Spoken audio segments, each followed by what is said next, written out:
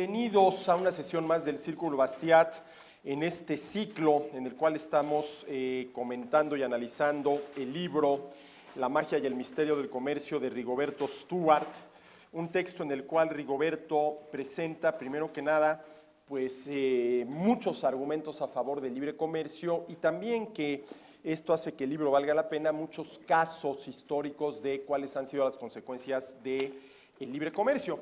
Ahora, antes de volver al texto, quiero compartir con ustedes algo que hace un par de días me encontré en internet, en la página de una organización que yo no conocía, que se llama Human Progress, el progreso humano, y me llamó mucho la atención esto, porque el título de esto que me encontré es el sándwich de $1,500 que muestra cómo el libre comercio eleva el nivel de bienestar de las personas. Bueno, cuando uno lee esto dice, a ver, el sándwich cuyo costo, porque no están hablando del precio, cuyo costo de producción es $1,500, ilustra cómo el libre comercio eleva el nivel de bienestar de las personas. Si ustedes quieren ver el video, es un video que dura 7 minutos, nada más métanse a YouTube y pónganle How to make a sandwich in only 6 months. Cómo hacer un sándwich en solamente 6 meses, ¿no? Sí, y realmente es muy interesante, pero déjenme contarles de qué se trata. Es una persona que decidió responder empíricamente a la pregunta de cuánto me tardaría yo y cuánto me costaría producir un sándwich en una situación de autarquía, en una situación de autosuficiencia, donde de entrada yo tuviera que sembrar, por ejemplo, el trigo y algunos vegetales como serían la lechuga, el jitomate, la cebolla y los pepinillos que se necesitan para poder producir un sándwich, ¿no? Entonces es un muchacho joven que empíricamente decide hacer la prueba y bueno, lo primero que hace en un terreno, no sé si sea su casa o dónde, pero en un terreno, empieza a sembrar trigo, siembra lechuga, jitomate, cebollas, pepinillos, ¿no? Y claro, pues tiene que esperar que pase el tiempo para que todo eso germine, crezca y pueda ser cosechado. En segundo lugar, tiene que viajar de su lugar de origen, que no era en alguna de las costas de los Estados Unidos, a una playa para recoger agua de mar. Se lleva a su casa en avión, obviamente, un botellón lleno de agua de mar, la pone a hervir para obtener sal, para obtener la sal, ¿no? Luego, una vez que ha recogido los pepinillos, pues prepara los pepinillos en, ¿cómo se le llamaría estos pepinillos que se dan? Pepinillos agrios, que ya ven que se los venden en botella con vinagre y son muy sabrosos. Bueno, pues los tiene que preparar en su casa, ¿no? Tiene desde que hacer, pues todo lo que se tiene que hacer para poder preparar aquello. Luego tiene que buscar a alguien que esté dispuesto a rentarle una vaca para ordeñarla y con la leche preparar, queso y mantequilla, para llegado el momento poder prepararse el sándwich, ¿no? Luego tiene que recoger todo lo cosechado, comenzando por el trigo, ¿no? Tiene que recoger todo lo cosechado, comenzando por el trigo, y luego, por ejemplo, utilizando el trigo, hacer harina de trigo, para una vez hecha la harina de trigo, hacer pan, hacer el pan. Luego también, dado que uno de los ingredientes que utiliza lleva miel, tiene que ir pues donde haya abejas, recoger la miel, prepararla, etcétera, etcétera. Luego tiene que comprar un pollo, matar al pollo, desplumar al pollo, cocinar al pollo, prepararlo, porque se va a hacer un sándwich de pechuga de pollo, ¿no? Bueno, está muy bien hecho el video, y al final de todo este proceso que está grabado, la conclusión es que algo aparentemente tan sencillo como hacerse un sándwich para merendar, si intentas hacerlo de manera autárquica, de manera autosuficiente, te llevaría en promedio 6 meses y te costaría el costo de producción, no es el precio, es el costo de producción, $1,500. Es lo que le costó a este muchacho poder hacerse un sándwich de manera totalmente autárquica. Y a ver, eso de manera totalmente autárquica, de manera autosuficiente, es muy relativo. Porque, por ejemplo, él no tuvo que producir todos los utensilios que utilizó en su casa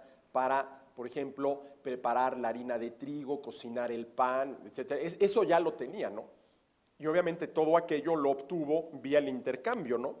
¿Sí? Pero nada más lo que tiene que ver, vamos a decirlo así, con las materias primas para prepararse un sándwich, ¿no?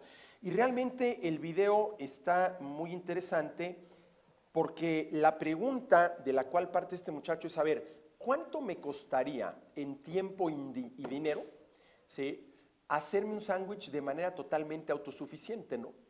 De manera totalmente autosuficiente, ¿no? Y claro, pues le llevó 6 meses, ¿sí?, y un costo de aproximadamente $1,500, ¿no? Por ejemplo, uno de los problemas que enfrenta es que cuando va a alguna playa de donde toma en un garrafón el agua de mar y ahí mismo la pone a hervir, ¿sí?, si hierve el agua, se evapora el agua y queda la sal, y la sal que queda en el recipiente, bueno, la mete en una bolsita de plástico, la cierra y se regresa en avión a su lugar de origen. Bueno, pues en la aduana lo paran y van a ver qué es eso de ahí porque parece cocaína, ¿no? ¿Qué es ese polvito blanco que traes ahí? Parece cocaína, ¿no? Entonces digo, todos estos problemas. Es de veras un ejercicio muy interesante que yo les recomendaría que lo vieran. No dura más de 7 minutos el video y se dice How to make a sandwich in only 6 months. Cómo hacer un sándwich en solamente 6 meses. No necesariamente, ¿no? No necesariamente, porque aquí este muchacho, al final de cuentas, sí tuvo todos los conocimientos y habilidades para poder producir el sándwich. Ahora, estrictamente hablando, no produce el sándwich de la A a la Z, que es el ejemplo que yo les ponía con el lápiz, ¿no? Desde el vivero de Don Alberto hasta la papelería de Doña Tere, porque, por ejemplo, este muchacho cuando llega al mar, bueno, ya llega un garrafón de plástico para recoger el agua de mar. Eso ya no lo produjo él, eso obviamente se lo compró alguien, ¿no? También compró el boleto de avión para ir y venir de su pueblo a la playa, etcétera, etcétera. Ahora, fíjense, esto no supone la total y absoluta autosuficiencia, ¿no? Porque hay muchísimos elementos con los que cuenta este muchacho que él no los aportó, él no los produjo, ya contaba con ellos, la estufa de su casa, los recipientes de su casa, el refrigerador, por ejemplo, donde guardaba la leche, la mantequilla, el queso que ya había producido él, etcétera, etcétera. No, bueno, pero quería comentárselos porque me parece un ejercicio interesante cómo producir un sándwich, cómo hacer un sándwich en solamente 6 meses.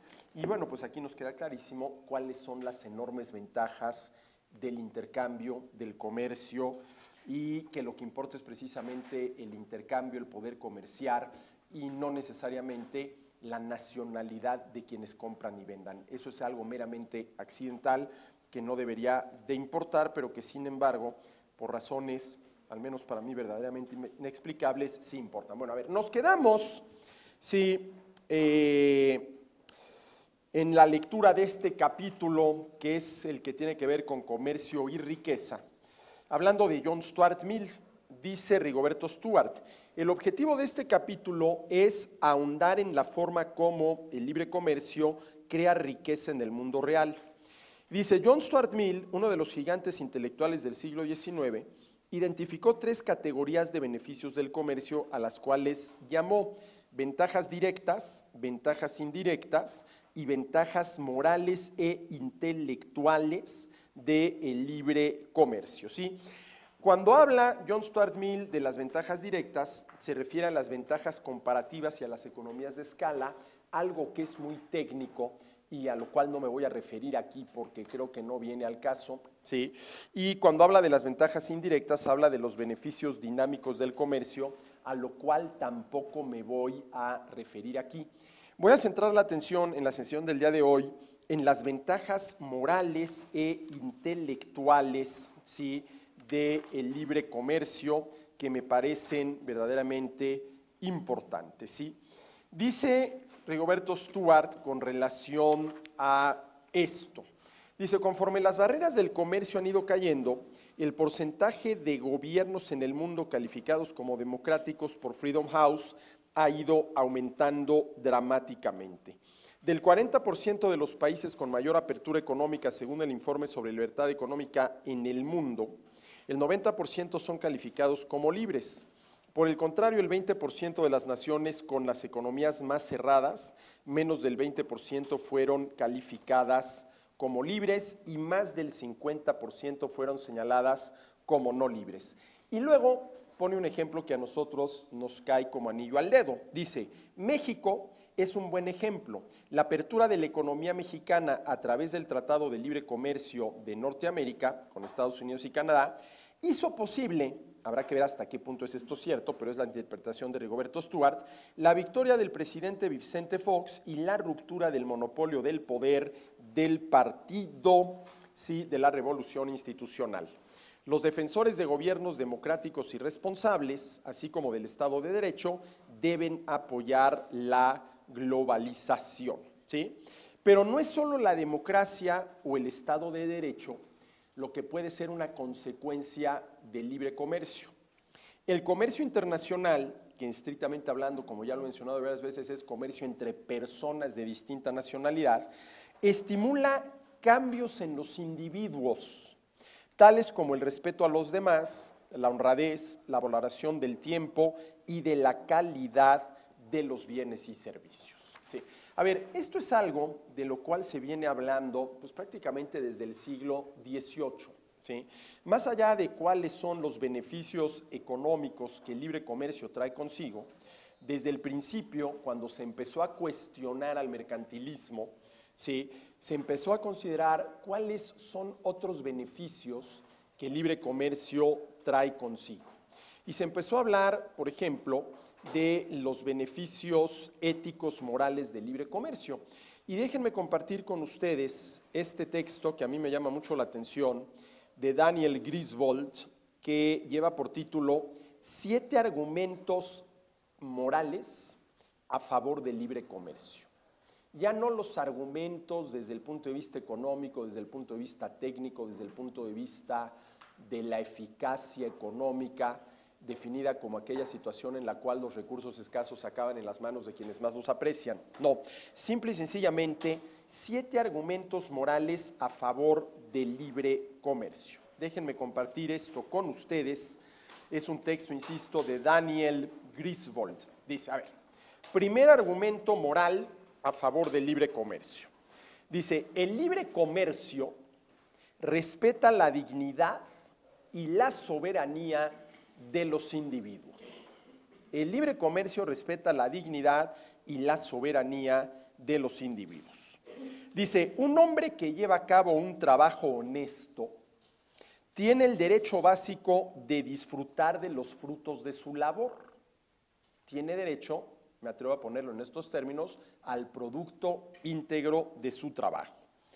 Es una violación de mi derecho a la propiedad que el gobierno me prohíba intercambiar lo que produzco por algo producido por otro ser humano, ya sea que la persona con la cual comercio esté en el pueblo vecino o esté en otro continente. En este sentido, el proteccionismo es una forma de robo. Esto es lo que dice Griswold.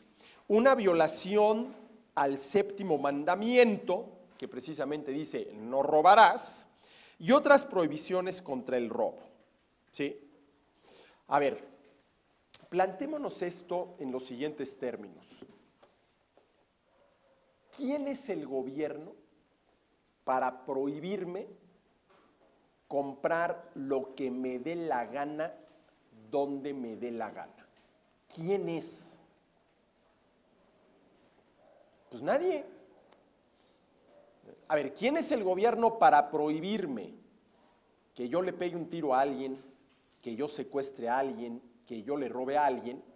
La respuesta es la autoridad encargada de prohibir eso y de castigar a quien mate a alguien, secuestre a alguien y le robe a alguien, porque ahí claramente hay violación de derechos.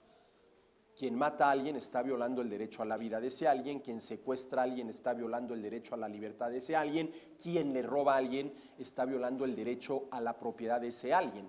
Pero si yo le compro algo a alguien independientemente de su nacionalidad, el derecho de quien estoy violando. Pues el derecho de absolutamente nadie.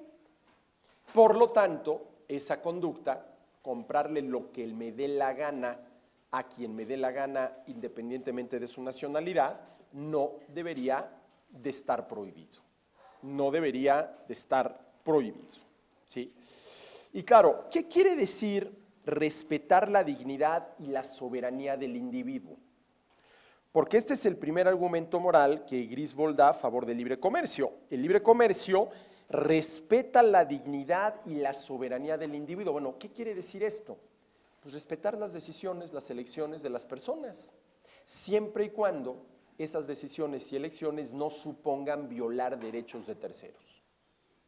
Y comprarle algo a alguien independientemente de su nacionalidad, pues no supone violar el derecho de absolutamente nadie. Ahora, a ver, más allá de las consecuencias económicas de prohibir comprarle algo a un extranjero, ¿sí? Más allá de lo que esto supone en términos del respeto a mi libertad para decidir y elegir qué le compro, a quién le compro, ¿no es esta medida proteccionista discriminatoria en contra del productor, del oferente, del vendedor extranjero? A ver, tú productor, oferente, vendedor extranjero, con tu mercancía no entras al país. Es como, a ver, tú, por tus características raciales, ¿sí?, no entras a este restaurante. Pues eso es discriminatorio. Eso es discriminatorio. ¿Sí? No estamos hablando de un acto de discriminación cuando un gobierno aplica medidas proteccionistas, ¿sí? Y tú, productor, oferente, vendedor chino, por el hecho de ser extranjero, no entras con tu mercancía al país. Bueno, pues tú, ¿quién te crees? Y me refiero al gobierno que impone esa prohibición, para discriminar de tal manera a ese productor, oferente o vendedor extranjero. Entonces, fíjense, el proteccionismo, ¿sí?, visto desde este punto de vista, tiene tres consecuencias. Primero que nada, al prohibir la importación, está limitando la competencia y por lo tanto, ¿sí?, está limitando, ¿sí?, la cantidad ofrecida de algún bien o servicio. ¿Sí? Lo cual tiene como consecuencia el encarecimiento, el aumento del precio de ese bien o servicio, porque solamente lo van a poder ofrecer los productores nacionales. ¿Sí? Entonces, claro, si la cantidad, si la oferta es menor, ¿qué va a pasar con el precio? Va a aumentar. Y si el precio aumenta, eso va en contra del bienestar de los consumidores, porque ahora van a tener que dedicar una mayor cantidad de dinero a comprar ese bien o servicio, y esa mayor cantidad de dinero que ahora destinan a la compra de este bien o servicio, una de dos: o la dejan de destinar a la compra de algún otro bien o servicio, con lo cual aumentarían su nivel de bienestar, o la dejan de destinar, por ejemplo, al ahorro. Entonces, esto afecta el nivel de bienestar del consumidor nacional. Esa es la parte, digámoslo así, económica, ¿sí? Luego está la parte de la libertad. Oye, espérame, ¿tú quién eres, gobierno, para prohibirme a mí comprar lo que me dé la gana a quien me dé la gana, ya sea nacional o extranjero? ¿Tú quién eres? Está el tema de la libertad. Ahí estás limitando arbitrariamente la libertad de los consumidores nacionales. Y luego está esta tercera parte, ¿sí?, que lo dejo a manera de pregunta, de si prohibir al productor, oferente y vendedor extranjero, ¿sí?, ofrecer su producto en el país, no es un acto de discriminación. No es un acto de discriminación. Ahora me podrían preguntar, bueno, ¿y cuáles son los actos de discriminación? Cuando por un elemento meramente accidental, ¿sí?, niegas los derechos de alguien. ¿Sí? Por ejemplo, por tus creencias religiosas. no entras en este local. Oye, pero mis creencias religiosas son algo verdaderamente accidental comparado con el hecho de que soy tan persona, tan ser humano como tú. Mis creencias religiosas, por más importante que sean para cada quien, es algo accidental, ¿sí? O por tu color de piel no entras aquí. Oye, pero el color de piel es algo meramente accidental. Lo esencial es que soy un ser humano, soy una persona, ¿sí? Ah, pues tú no puedes exportar tu mercancía al país porque eres chino. Oye, pero que él sea chino, pues es algo meramente accidental, ¿no? ¿Sí? Eso es discriminar, ¿no? Eso es discriminar, ¿sí? Entonces, probablemente la consecuencia del proteccionismo sean estas tres, ¿no? Violas la libertad, bueno, primero, disminuyes el nivel de bienestar de los consumidores nacionales, violas la libertad de los consumidores nacionales al no permitirles comprar lo que les dé la gana a quien le dé la gana y discriminas en contra del productor, oferente, vendedor extranjero, ¿sí? Bueno, el primer argumento que presenta Griswold, argumento moral a favor del libre comercio, es este, ¿no? El libre comercio respeta la dignidad y la soberanía del individuo. Segundo, el libre comercio limita el poder del Estado, ¿sí? El libre comercio es moralmente superior al proteccionismo porque deposita su confianza en lo que Adam Smith llamó el sistema natural de la libertad, en lugar de un sistema centralizado, por ejemplo, de política comercial. No hay una razón moral convincente por la cual un pequeño grupo de políticos debería decidir sobre la mera base de dónde son producidas las cosas, qué bienes y servicios un individuo puede comprar con sus ingresos. Al diseminar la toma de decisiones económicas tanto como sea posible, el libre comercio reduce, ¿sí?, el poder, ¿sí?, de las personas, comenzando por el poder, ¿sí?, de los gobernantes. Miren, para entender esto, creo que vale la pena recordar la definición de librecambismo y proteccionismo, ¿no? El librecambismo, el libre comercio, supone un arreglo institucional, unas reglas del juego, ¿sí?, que permiten que sean los consumidores, comprando o dejando de comprar, quienes decidan la composición y el monto de las importaciones.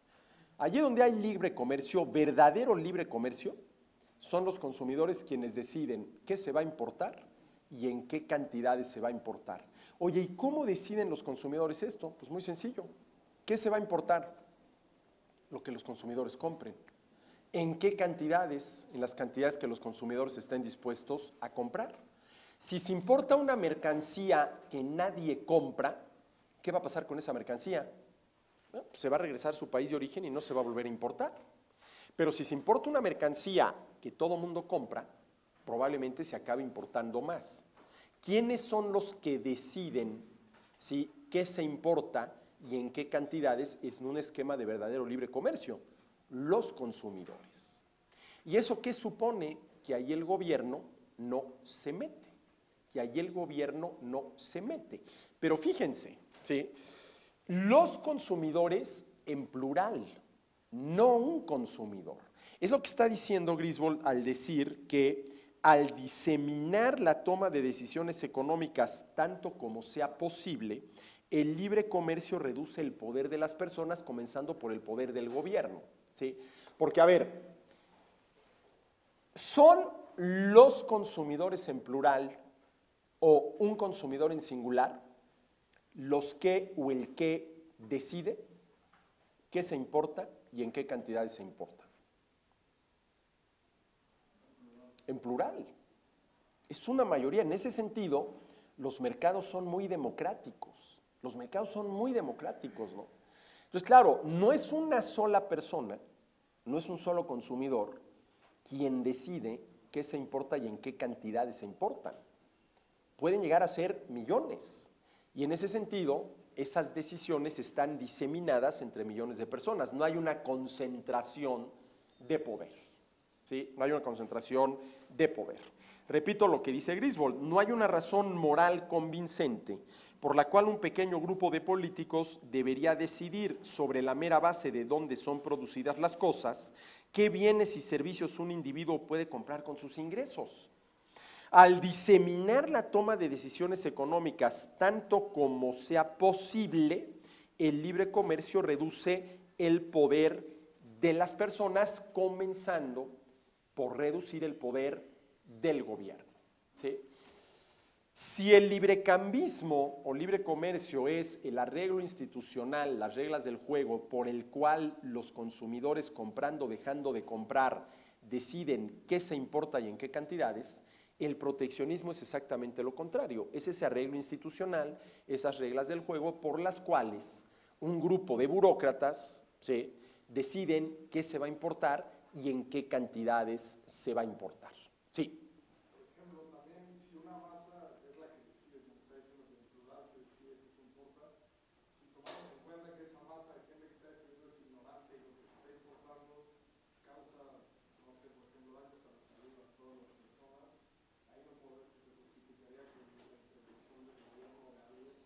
Bueno, a ver, ¿hasta qué punto ese supuesto que estás haciendo es realista?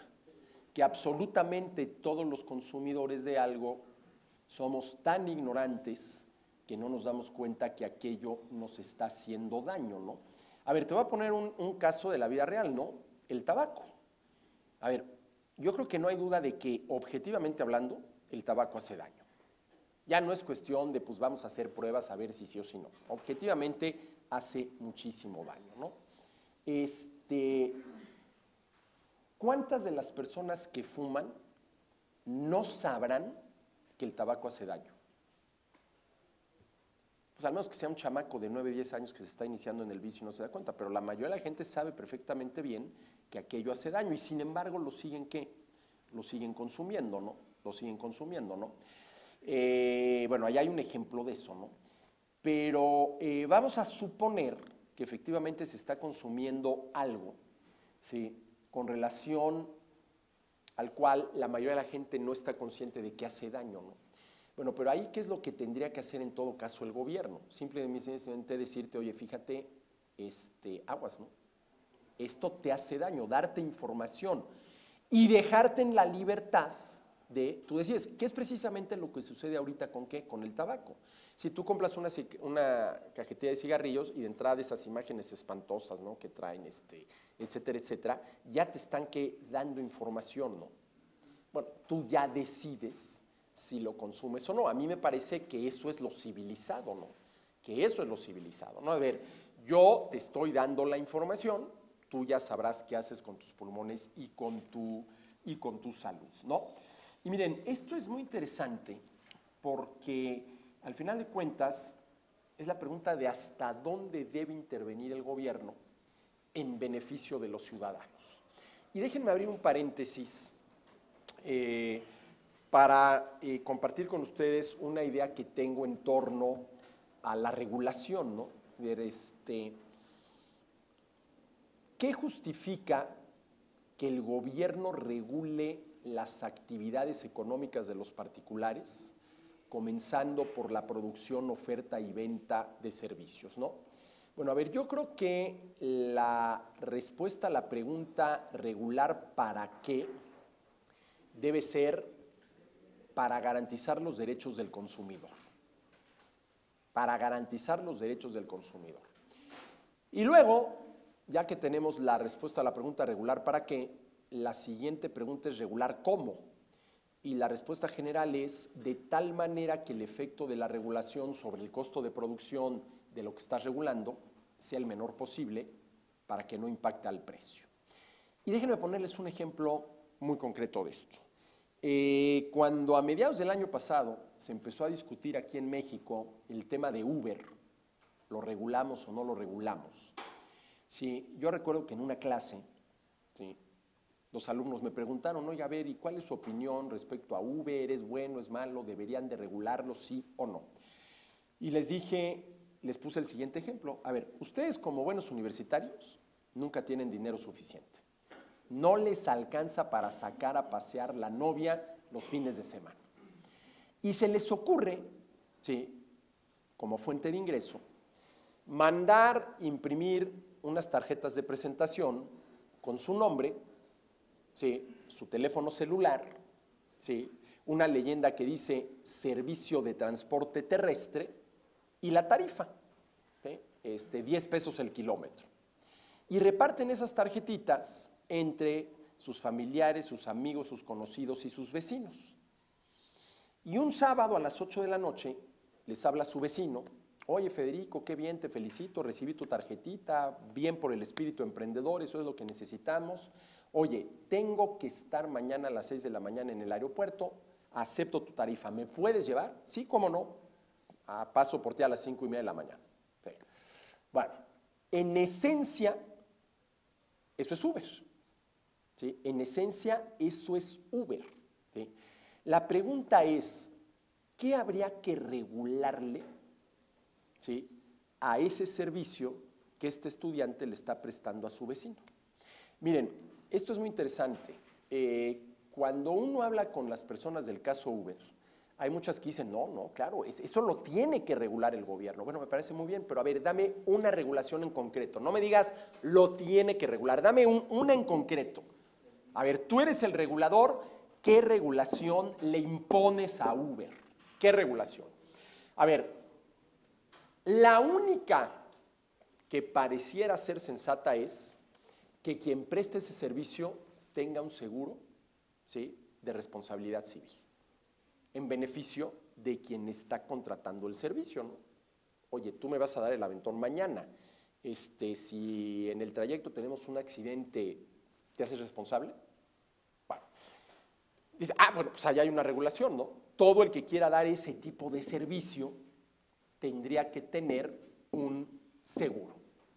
Y entonces, antes de poder dar el servicio, tú tienes que demostrar ante la autoridad que tienes ese seguro y, seguro de por medio, la autoridad te autoriza a dar el servicio. Bueno, pero a ver, ¿qué es lo que la autoridad debería de exigir? Que quien va a prestar ese servicio tenga un seguro, o que quien preste ese servicio, ¿sí?, le deje muy claro a quien lo ha contratado para que lo lleve al aeropuerto si tiene o no tiene un seguro. ¿Sí? ¿Cuál de las dos opciones creen ustedes que es la correcta? La segunda. ¿Sí?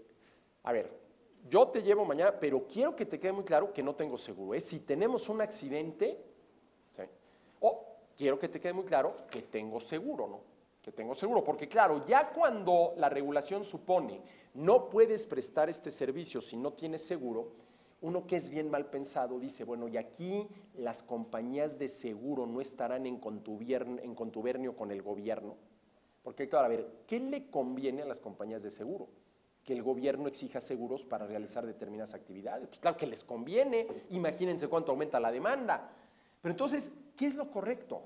¿Sí?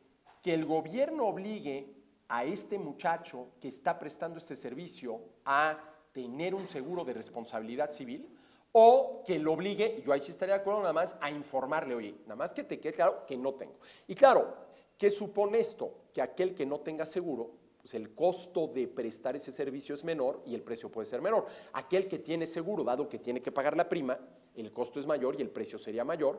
¿Y quién tendría que decidir? El consumidor. A ver, yo decido si me subo a un coche, ¿sí?, que no tiene seguro, o me subo a un coche que tiene seguro. Eso debería de ser absolutamente, ¿sí?, no ir más allá, ¿no? Eso es lo que, desde mi punto de vista, garantizaría el derecho, en este caso, del consumidor, ¿no? Entonces, claro, regular ¿para qué? Y regular cómo, ¿no? Y regular cómo. Y fíjense que es muy interesante porque yo no sé qué nos ha pasado, que pensamos que si el gobierno no regula, aquello va a ser el acabose. Aquello va a ser el acabose, ¿sí?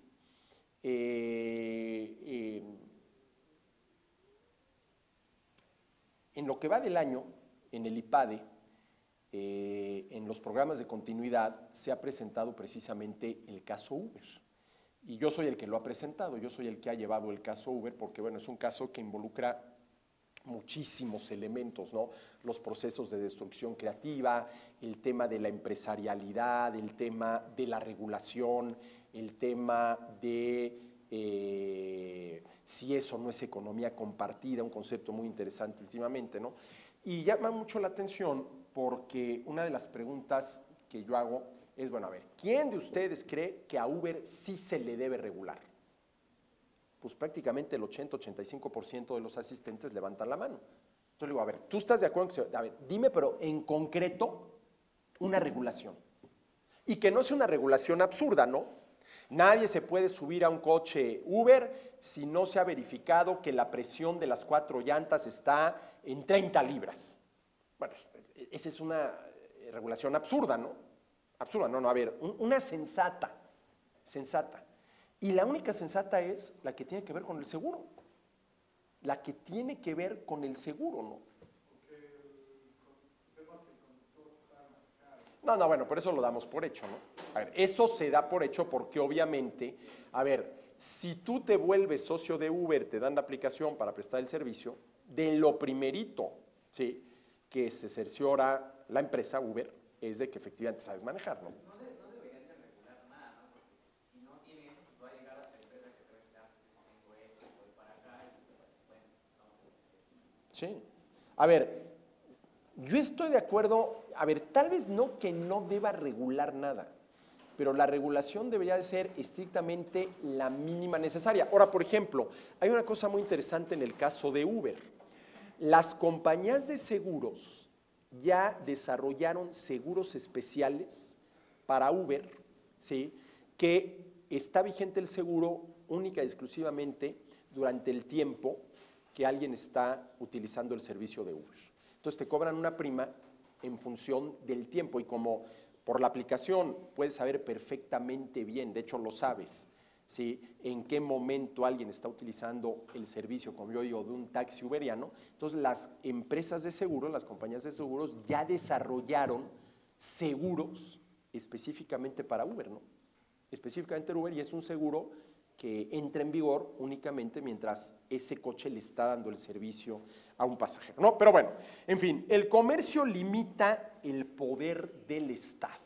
El comercio limita el poder del Estado y este es el segundo argumento moral que utiliza Griswold a favor del mismo. 3. El libre comercio alienta a los individuos a cultivar virtudes morales. Virtudes morales. Hombre, como cualquier actividad comercial, no necesariamente el comercio entre personas de distinta nacionalidad, ¿no? ¿Sí? ¿Cuál sería la primera virtud moral que alienta el comercio? El no dar gato por liebre. El cumplir la palabra, ¿no? El cumplir la palabra, ¿sí? Dice Griswold, para ser exitoso en un mercado libre y abierto, los productores deben servir a sus prójimos mediante la provisión de los bienes y servicios que quieren y necesitan. Aquellos que provean no a unos pocos elegidos, sino al segmento más amplio de los consumidores, serán los más exitosos económicamente. Dice Griswold, en 1991, en la encíclica Centésimos Annus, el Papa Juan Pablo II observó que un sistema de mercado alienta las importantes virtudes de, y cito a Juan Pablo II, la diligencia, la laboriosidad, la prudencia en la toma de riesgos razonables, la responsabilidad y lealtad en las relaciones interpersonales, sobre todo de intercambio, como así también el coraje en la ejecución de decisiones que son difíciles pero necesarias. Además de tales virtudes, dice Griswold, el comercio estimula el buen trato hacia los demás. En el largo plazo, el comercio recompensa a aquellos participantes que actúan de una manera digna de confianza. Un proveedor que no cumple con las fechas de entrega o un comprador cuyo crédito no es bueno, porque nunca paga lo que debe, enseguida perderá negocios a manos de competidores con mejor reputación. Dicho de otro modo, no hay un conflicto inherente entre los buenos negocios y la virtud moral. Y en un mercado libre y abierto, bajo el imperio de la ley, ambos se complementan. Ahora, fíjense lo que está diciendo aquí Griswold. No hay un conflicto inherente entre los buenos negocios, los negocios exitosos, el tener éxito en el mundo de los negocios y la virtud moral, ser una persona buena como tal. ¿Sí? Y en un mercado libre y abierto, bajo el imperio de la ley, ambos se complementan, ¿sí? Ambos se complementan, ¿no?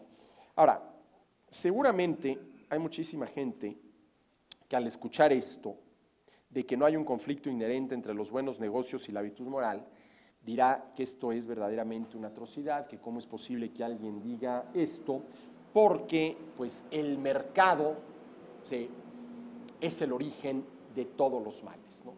El mercado es el origen de todos los males y en todo caso el mercado sería un mal que habría que tolerar, pero tener pero muy controlado para que no se vaya a salir de cauce, ¿no? Pero ¿qué es el mercado? Eso es, el mercado es la relación de intercambio entre un comprador y un vendedor. Eso es el mercado. El mercado no es el lugar donde, sino lo que sucede en ese lugar, y lo que sucede en ese lugar al que llamamos mercado es esa relación de compra-venta entre un oferente y un demandante.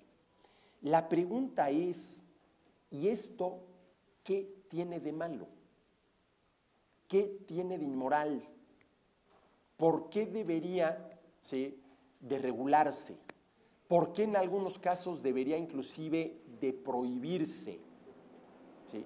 ¿Cuál sería la opción al mercado? La autarquía. ¿Cuál sería la opción a los intercambios, a la compraventa? La autarquía, la autosuficiencia. ¿Sí? Y si a ustedes les preguntaran, a ver, jóvenes, de ustedes va a depender el futuro de la humanidad, ahorita lo van a decidir ustedes, si no salen de este salón, si no se ha tomado una decisión. ¿Sí? ¿Mercado o autarquía? ¿Mercado o autarquía? ¿Qué es mercado? Intercambio. ¿Sí? Imagínense lo que pasaría si por alguna extrañísima razón los seres humanos no pudiéramos volver a realizar intercambios y nos viéramos obligados a la total y absoluta autosuficiencia. ¿Qué pasaría con nuestro nivel de bienestar? ¿Qué pasaría con nuestro nivel de bienestar? Hombre, se reduciría un poquito. No, caería en picada. Caería en picada, ¿no? ¿Sí? Y de veras que a mí me llama muchísimo la atención todas estas personas que insisten en que pues el mercado es el mal, el mercado es el origen de todos los males, en todo caso, bueno, pues ni modo, ¿verdad? Ya es algo tan extendido que ya no lo podemos echar para atrás, pero pues hay que controlarlo, hay que echarle ojo, etcétera, etcétera, ¿no? De veras que yo no lo entiendo, ¿no? Ahora, aquí hay una cosa interesante. Una cosa es el mercado, entendida como la relación de intercambio, la compraventa entre dos personas, y otra cosa es el tipo de economía que ya tenemos hoy en día y que se llama precisamente economía de mercado. A ver, ¿cuándo surge la economía de mercado? Cuando los intercambios, ¿sí?, llegan a ser tales, ¿sí?, que se produce para vender y se compra para consumir, ¿sí? De tal manera que el intercambio es la actividad económica central en torno a la cual gira todo lo demás, como es el caso de la economía en la cual nosotros participamos. Nosotros producimos para vender, ¿sí?, y compramos para consumir. Producimos para vender y compramos para consumir. Vender, comprar. Ahí está el intercambio, ¿sí? Ahí está el intercambio. Antes está la producción, después está el consumo. Esa es una economía de mercado en el sentido literal del término, aquella en la cual el intercambio es la actividad económica central, ¿sí? La actividad económica central. Pero una vez que tenemos economías de mercado en el sentido literal del término, una vez que los intercambios se han multiplicado de tal manera que se convirtieron en la actividad económica central, el enorme reto es pasar de la economía de mercado en sentido literal del término a la economía de mercado en el sentido institucional del término, ¿sí? ¿Qué es una economía de mercado en el sentido institucional del término? Aquella en la cual las reglas del juego, y eso son las instituciones, permiten que esos intercambios y todo lo que está antes, que es la producción, y todo lo que viene después, que es el consumo, se puedan llevar a cabo de la mejor manera posible, ¿sí? de la mejor manera posible. Esto vendría a ser, esto que Adam Smith llamaba el sistema natural de la libertad. El sistema natural de la libertad, ¿sí? Sistema natural de la libertad, ¿sí? Que no supone que cada quien haga literalmente lo que le dé la gana. Supone que cada uno puede hacer lo que le dé la gana con una sola condición. Y por ejemplo, esto Smith lo tuvo clarísimamente: respetar los derechos de los demás, ¿sí? Inclusive yo me atrevería a decir que una buena definición de liberalismo es: respetando los derechos de los demás, haz lo que te dé la gana, ¿sí? Que ese es, por ejemplo, no lo dijo así, pero claramente a eso se refería John Stuart Mill, ¿no? Claro, John Stuart Mill luego, sobre todo en sus tratados de economía, en su tratado de economía, es muy socialista, ¿no? Entonces ahí en John Stuart Mill como que no acabó de entenderle bien al asunto, pero los textos de filosofía política de John Stuart Mill, esto es lo que dicen. Bueno, no lo dice con estas palabras, pero hombre, respetando los derechos de los demás, haz lo que quieras. Y esto, por ejemplo, me recuerda la frase de San Agustín, ¿no? Aquella frase de San Agustín: ama y haz lo que quieras, que es una frase preciosa. Esa frase da para escribir 10 tesis doctorales, ¿no? Ama y haz lo que quieras, porque si realmente amas, vas a ser incapaz de dañar a los demás. Pues, mientras no dañes a los demás, haz lo que quieras, ¿no? Entonces, respetando los derechos de los demás, haz lo que quieras, ¿no? Haz lo que quieras, ¿sí? Bueno, esa es la economía de mercado en el sentido institucional del término, ¿sí? Que las reglas del juego, ¿sí?, permitan, ¿sí?, la libertad individual, el ejercicio de la libertad individual y las consecuencias de ese ejercicio, que es la propiedad privada, ¿sí?, la propiedad privada. A mí me gusta expresarlo haciendo referencia a los fisiócratas, ¿no? Los fisiócratas decían laissez-faire, dejar hacer, pero no basta con dejar hacer. Además de dejar hacer, hay que dejar poseer. Oye, ¿poseer qué? Pues el producto de mi trabajo, el producto de haber hecho algo, ¿sí? El producto de haber hecho algo. Dejar hacer y dejar poseer, ¿no? Y dejar poseer. Pero bueno, en fin. Entonces, el tercer argumento que presenta Griswold, argumento moral a favor del libre comercio, es que alienta a los individuos a cultivar virtudes morales, ¿no? A cultivar virtudes morales, ¿sí? El cuarto argumento: el libre comercio acerca a la gente.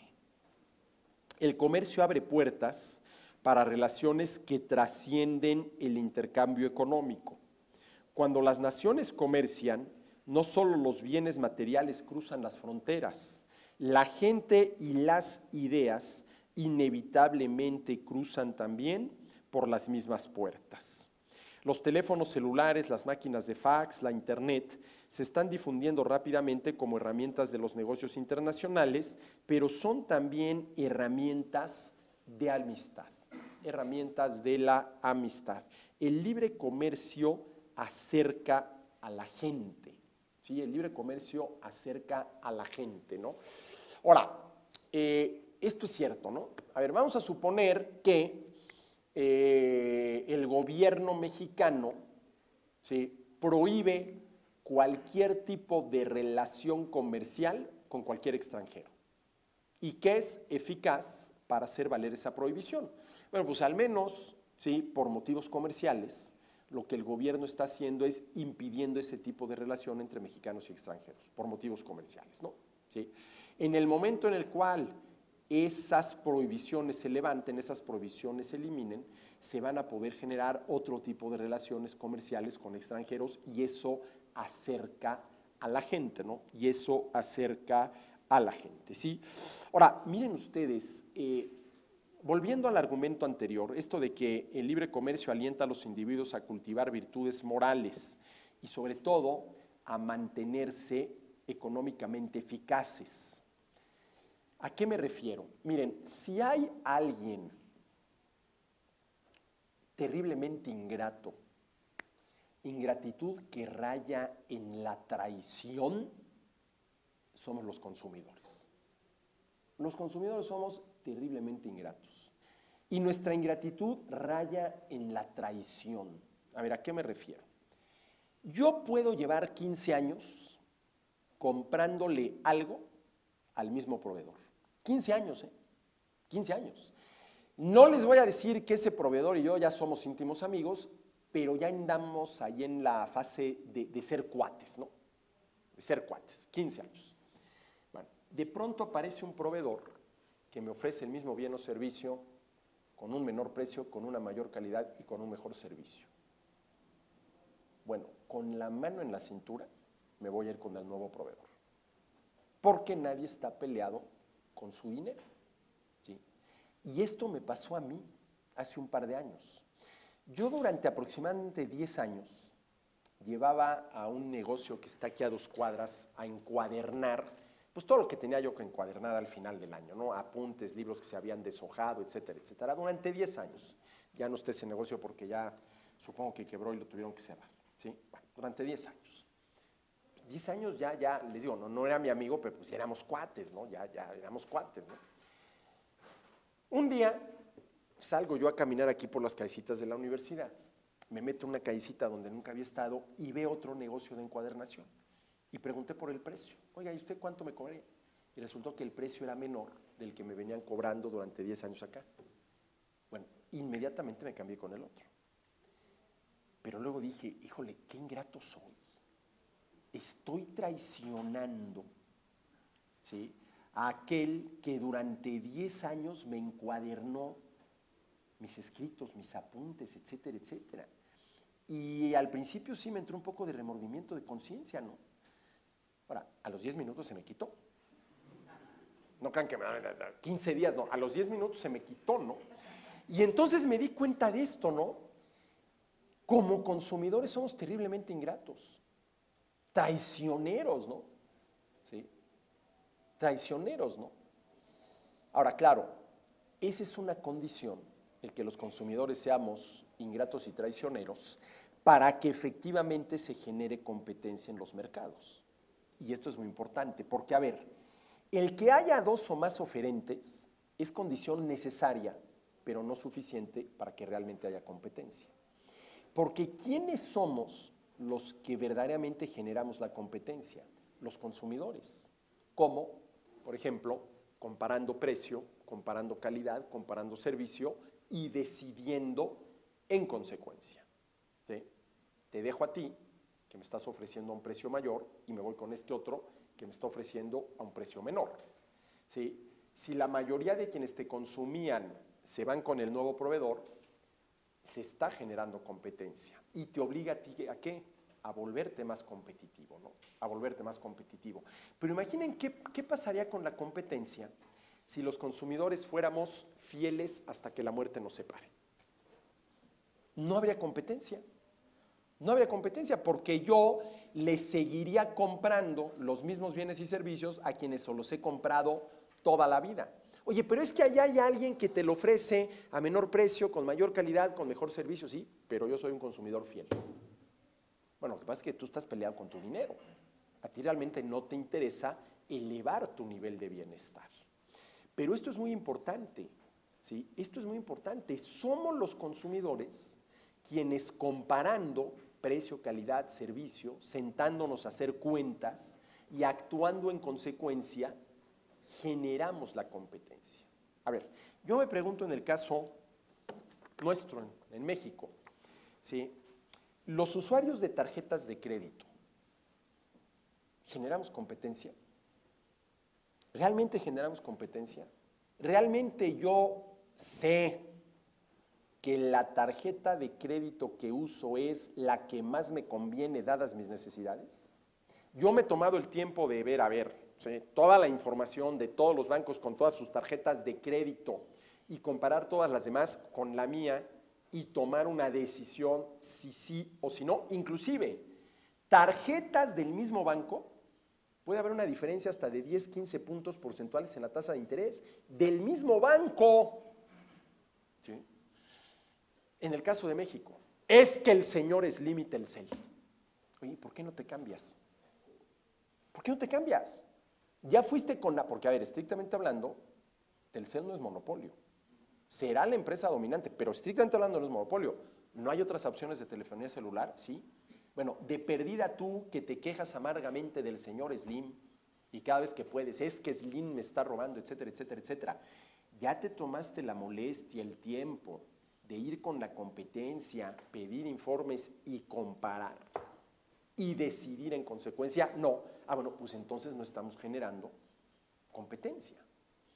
Pero para que generemos la competencia se necesita, uno, que no nada más nos quejemos, que actuamos en consecuencia. Y segundo, esa característica del consumidor, ¿sí?, que efectivamente supone esto que decía yo hace rato, la ingratitud rayando en la traición, ¿no? Sí.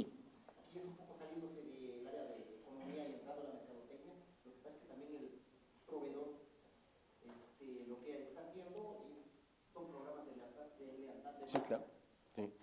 Y ya no de tipo cuantitativo. Así es. En cuanto a precio, sino meramente cualitativo. La gente está dispuesta a pagar más por un iPhone que por un, no sé, Hue, Sí. un chino, Sí. de cualquier marca. Pero porque en verdad el proveedor se esmeró en pulió sus virtudes morales de carácter cualitativo ante una competencia. Sí. Por ejemplo, esto de los programas de, la palabra de lealtad, ¿no? A ver, ¿por qué hay que promover la lealtad del consumidor? Pues porque es ingrato y traicionero, ¿no? ¿Por qué es ingrato y traicionero, no? A ver, ¿cuál es el objetivo, por ejemplo, en estas cafeterías que de ninguna manera les voy a hacer yo la publicidad, pero se llaman Starbucks, de que te dan tu tarjetita, ¿no? Y después de 10 consumos, el 11avo es gratis, ¿no? Y te van ahí poniendo el clic, ¿no? Entonces, ya tengo amigos. No. ¿Qué tratan de hacer? Precisamente generar lealtad en el consumidor. ¿Pero por qué hay que generar lealtad en el consumidor?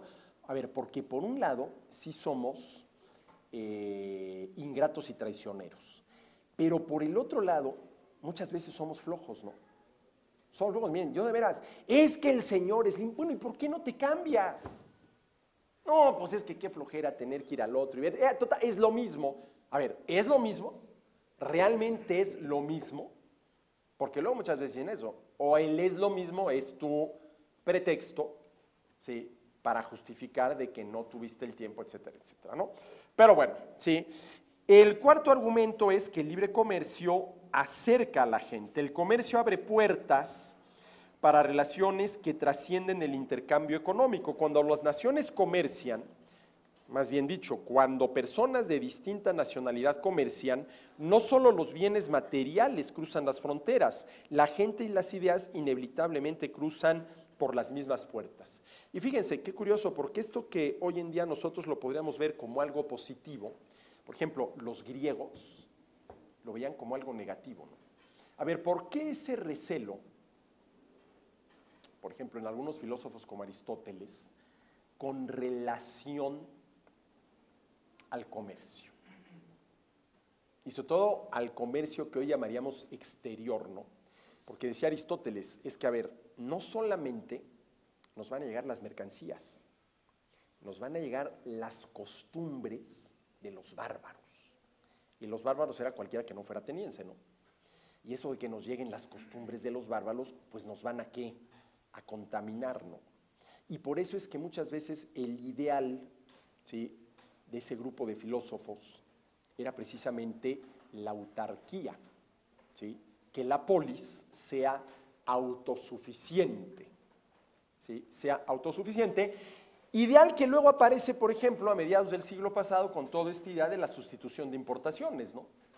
A ver, ¿cuál es una de las ideas que hay detrás de la sustitución de importaciones?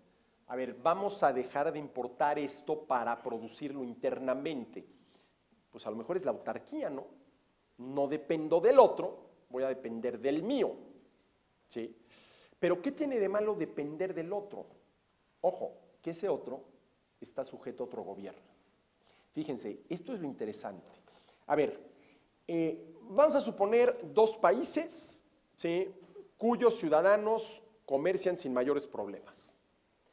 Y de pronto llega al gobierno de uno de estos países una administración contraria a la administración del otro país, ¿sí? Y la quiere fastidiar. Y lo primero que hace es prohibirle a sus exportadores exportar al otro país. Pero a ver, ¿quién es el que prohíbe eso? El gobierno. Porque a ver, ¿cuál es la intención de cualquier productor, de cualquier oferente, de cualquier vendedor? Tener el mercado más amplio posible. A ver, un productor, un oferente, un vendedor por sí mismo no va a decir, oye, a ti no te vendo. Y si dice a ti no te vendo, es a ti en concreto porque me caes muy mal, pero no a todos los demás, porque entonces sí, pues se me acabó el negocio, ¿no? Esto es interesante, ¿no? Porque ¿quiénes son los que tienen el poder suficiente para impedir los intercambios comerciales entre personas de distinta nacionalidad? Los gobiernos. Los problemas son los gobiernos, no los productores, oferentes, vendedores por un lado y demandantes, ¿sí? Consumidores, compradores y consumidores por el otro, ¿sí? A estos dos grupos de agentes económicos los que les conviene es que, ¿sí? Pues que el mercado sea lo más amplio posible, ¿no? Sea lo más amplio posible, ¿no? Pero es muy interesante ver, por ejemplo, esta idea de autarquía que tenían los griegos, ¿no? Hay un libro muy interesante, el autor es Glauco Tozzi, ¿sí? No sé si lo siguió editando el Fondo de Cultura Económica, pero es interesantísimo porque se llama Economistas griegos y latinos. Y lo que hace Glauco Tozzi es presentar las ideas económicas, por ejemplo, en el caso de los griegos, de Platón, de Aristóteles, de Jenofonte, y en el caso de los latinos, pues de una serie de pensadores, sobre todo jurisconsultos latinos romanos, ¿no? Y es muy interesante porque te das cuenta, era una mentalidad totalmente distinta, ¿no? Claro, había una diferencia muy importante. En aquel entonces, el aspecto económico de la vida no tenía la importancia, la relevancia que tiene hoy, ¿sí? Era importante, sí, porque pues, o comes o te mueres, ¿no?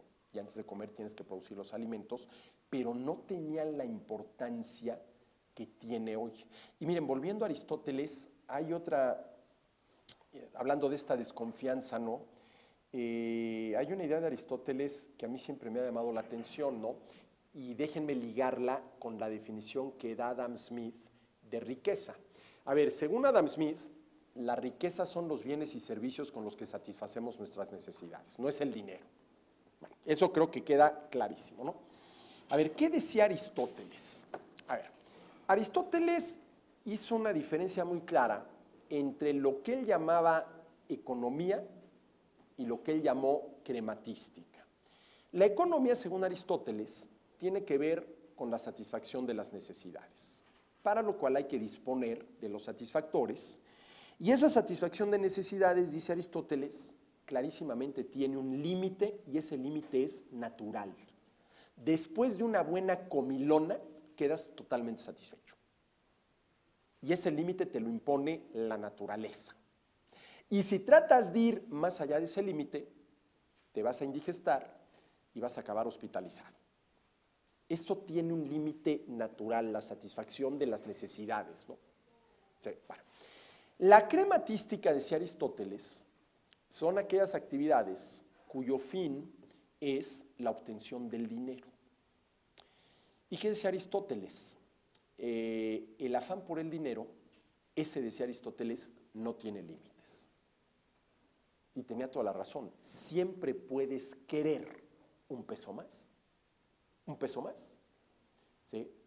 Mientras que después de haber comido bien, pues sabes que ya ni un bocado más, hasta que me vuelva a dar hambre, ¿no? Pero ni un bocado más. Ahí ya la naturaleza te impuso un límite. Pero al mismo tiempo que estás diciendo ni un bocado más, puedes estar pensando, quiero un peso más. ¿Para qué? Pues hombre, simple y sencillamente para acumularlo, ¿sí? Y eso de que haya una actividad como puede ser la acumulación de dinero, que no tenga un límite, que no tenga un límite natural, eso a los griegos y en concreto a Aristóteles los ponía muy nerviosos, ¿no? Los ponía muy nerviosos porque ahí hay algo ilimitado, ¿no? Pero fíjense, distingamos entre la riqueza entendida como los satisfactores y el dinero como el medio de intercambio de la riqueza, ¿sí? A ver, ¿tiene sentido acumular riqueza, es decir, poseer más satisfactores de los necesarios para satisfacer las necesidades. A ver, ¿tiene sentido poseer 10,000 pares de zapatos? ¿Mandé? Bueno, como bien de uso, no, claro. Ahora, si tú eres productor de zapatos, pues produces 10,000, pero para venderlos, ¿no? Pero como Imelda Marcos, ¿no? La esposa del dictador de Filipinas, que cuando cae el dictador, entran a su casa y tenía una colección, no sé si eran 10,000, pero eran cientos y cientos y cientos, porque inclusive recuerdo que salen las de pares de zapatos. ¿Qué sentido tiene eso?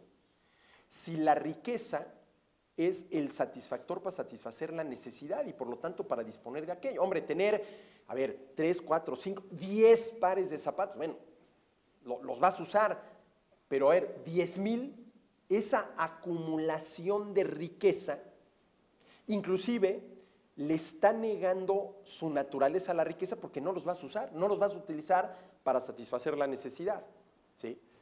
Ahora, no sucede lo mismo con el dinero, ¿sí? No sucede lo mismo con el dinero, ¿no? Y esto es interesante porque nos permitiría, ¿sí?, empezar a tener las ideas un poco más claras para tener argumentos con los cuales cuestionar la acumulación de riqueza. ¿Sí? La acumulación de riqueza. Déjenme ponerles un ejemplo, ¿sí?, que a mí me llama mucho la atención. ¿Cuántas televisiones creen ustedes que había en casa de mis papás? ¿Sí? Éramos mi papá, mi mamá, mi hermana y yo hace 40 años, 45 años. Una. Había una. A ver, ahorita en mi casa somos mi mujer, mis 2 hijos y yo. ¿Cuántas televisiones creen que hay? 7. Somos 4. En algún momento, por lo menos, hay 2 que están apagadas, ¿no? Hay 2 que están apagadas. Suponiendo que cada quien esté viendo su televisión, que además ya casi ni se usan, porque ahora es Netflix, ¿no? Ahora es Netflix, ¿no? Ya Netflix, ¿no? Pero bueno, a eso es a lo que me refiero, ¿no? A eso es a lo que me refiero, ¿no? Pero en fin, esta idea de Aristóteles es muy interesante, ¿no? A ver, la economía tiene límites impuestos por la naturaleza. Decía Aristóteles, a ver, la economía tiene que ver con la satisfacción de las necesidades y eso tiene límites naturales. La crematística, y se refería precisamente a la actividad comercial, dice Aristóteles, eso no tiene límite, porque siempre se puede querer un peso más. Pero ¿cuáles son los efectos sobre la persona que se enfrenta a un afán, a un fin, a una actividad que no tiene límites, que siempre puedes estar insatisfecho? Porque ya conseguiste ese peso más que querías, inmediatamente puedes querer otro más. Entonces puedes estar eternamente insatisfecho, ¿no? Eternamente insatisfecho, cosa que no sucede después de haber comido bien. Quedas totalmente satisfecho, ¿no? Pero bueno, en fin, eso es lo que decía Aristóteles. 4, el libre comercio acerca a la gente. 5, el libre comercio promueve otros derechos humanos. Por ejemplo, ¿sí?, por lo general, cuando entre los gobiernos de 2 o más países están negociando tratados de libre comercio, ¿sí?, en esos tratados se incluyen respetos, ¿sí?, a derechos básicos de la persona, ¿no? ¿Sí? Yo estoy dispuesto a negociar un tratado de libre comercio contigo, pero tienes tú como gobierno que respetar una serie de derechos fundamentales de la persona, ¿sí?, de la persona, ¿sí? Dice, el afloramiento de las libertades civiles y un gobierno más representativo en países como Taiwán, Corea del Sur y México se puede atribuir en buena parte al desarrollo económico incentivado por el libre comercio y a las reformas de mercado, ¿sí?, y a las reformas de mercado, ¿sí?, lo cual sin duda alguna es cierto, ¿no? Sobre todo cuando al libre comercio se llega a través, o se acerca uno, porque no es que se llegue, pero en fin, ya lo vamos a ver cuando lleguemos al tema, se acerca uno a través de tratados de libre comercio. El libre comercio fomenta la paz, fomenta la paz. El libre comercio no garantiza la paz, pero la fortalece al incrementar el costo de la guerra para los gobiernos y los ciudadanos. Para los gobiernos y los ciudadanos, ¿sí? A ver, ¿entre qué dos países hay una mayor probabilidad de guerra? ¿Entre dos países con mucho intercambio comercial o entre dos países sin ningún intercambio comercial? Sin ningún intercambio comercial. Porque si entre dos países hay mucho intercambio comercial, en términos de comercio, de bienestar económico, el costo de una guerra puede ser elevadísimo, ¿no? Puede ser elevadísimo. Creo que fue Bastiat quien dijo, ¿sí?, que allí donde no, que en los puentes donde no cruzan las mercancías, tarde o temprano van a acabar cruzando los cañones. No sé si fue el mismo Bastiat el que lo dijo, ¿no? Sí, supongan dos países separados por un río, unidos por un puente. O sea, bueno, ahí si en ese puente no cruzan las mercancías, no van y vienen los mercaderes, tarde o temprano van a acabar cruzando los cañones. Y para evitar que crucen los cañones, pues conviene que ese puente siempre tenga mucho tráfico de comerciantes que van y vienen con sus mercancías de un país al otro. Y el séptimo, el libre comercio, ¿sí?, alimenta y viste a los pobres. Bueno, a ver, no es estrictamente hablando que alimente y vista a los pobres, pero allí donde hay libre comercio, donde la oferta de bienes y servicios es mayor, donde los precios son menores, pues las posibilidades de que los pobres tengan acceso a todo aquello es mucho mayor, ¿sí? Es mucho mayor. El libre comercio y el mercado libre le dan a la gente pobre mayores y mejores oportunidades de crear riqueza y mantener a sus familias, ¿sí? El dispersar el poder económico en un rango más amplio, ¿sí?, el libre comercio y el mercado libre menoscaban la capacidad de las élites en los países subdesarrollados de depredar los recursos del país a expensas de los pobres, ¿sí? Pero fíjense, si se hace bien, si realmente es verdadero libre comercio, ¿quiénes creen ustedes, por ejemplo? A ver, vamos a suponer un país total y absolutamente cerrado al comercio exterior, ¿sí? Y están nada más los muy ricos y los muy pobres. No hay clase media. Los muy ricos y los muy pobres. Es un país, ¿sí?, en ese sentido, con una desigualdad muy marcada. De pronto se levantan todas las medidas proteccionistas y se permite el libre comercio. Que sean los consumidores, comprando o dejando de comprar en el mercado, quienes decidan el monto y la composición de las importaciones. ¿Cuál de estas dos clases se van a ver más beneficiadas? ¿Los muy ricos o los muy pobres? Sí, pero ¿cuál se va a ver más beneficiado? Sí, los más pobres. Sí, los más pobres. Sí. Miren, esto en el caso de México se vio clarísimamente. Cuando se inició la apertura y se permitió la importación de automóviles, inmediatamente aumentó la oferta de automóviles en el país. A ver, ustedes salgan ahorita a las calles de la Ciudad de México y encuentren una carcacha. Ya no hay. Hace 40 años había mucho más. Ahorita ya es muy difícil encontrar verdaderamente una carcacha. ¿Por qué? Porque hoy en día es mucho más fácil poder comprar un automóvil que hace 40 años. ¿Y cuál es la diferencia entre hoy y hace 40 años? A ver, hace 40 años, ¿cuáles eran las ofertas de automóviles en México? Ford, Chrysler, General Motors, Volkswagen y Nissan. Estuvo la Renault, que luego quebró, estuvo Automotores de México, que luego quebró, pero eran 5. Ford, Chrysler, General Motors, Volkswagen y Nissan. Además, con una agravante, los coches de estas 5 armadoras que se podían ofrecer en México tenían que ser producidos ¿dónde? En México. No se podían importar. Tenían que ser producidos en México. Esa es la razón de que hace más de 50 años abrió la Volkswagen en Puebla, por ejemplo. Esa es la razón de que en Puebla esté la Volkswagen, ¿no? Bueno, hoy en día, ¿cuántas hay? A ver, nada más asiáticas. Nissan, Hyundai, Honda, Isuzu, Toyota, ahí van 5, asiáticas. ¿Sí?